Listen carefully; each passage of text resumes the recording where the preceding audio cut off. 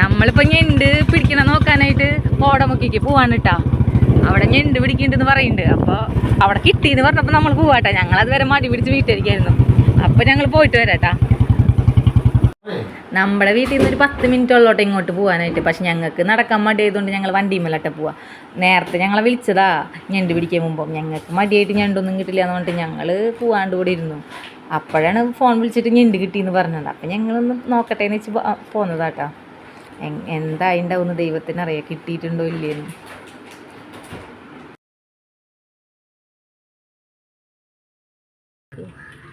അതിന് ഞണ്ടിന്റെ കാര്യം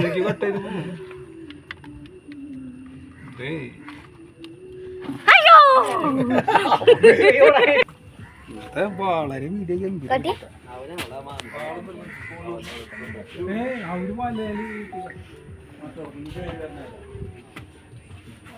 കുക്കു കുക്കു ഇവിടൊക്കെ ഇവിടൊക്കെ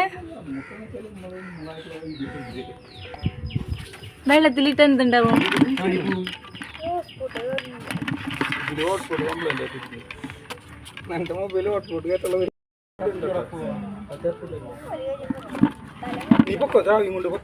പിന്നെ തേങ്ങ അരച്ചെടുക്കും.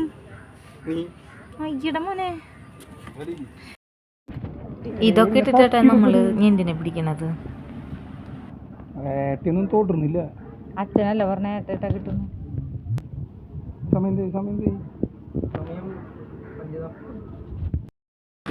ബക്കറ്റ് എടുക്ക്.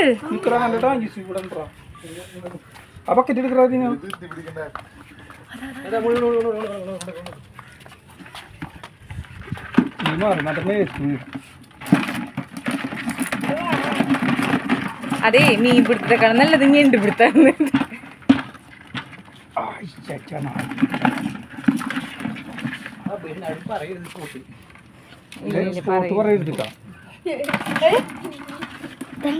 സ്പോട്ട് പറഞ്ഞ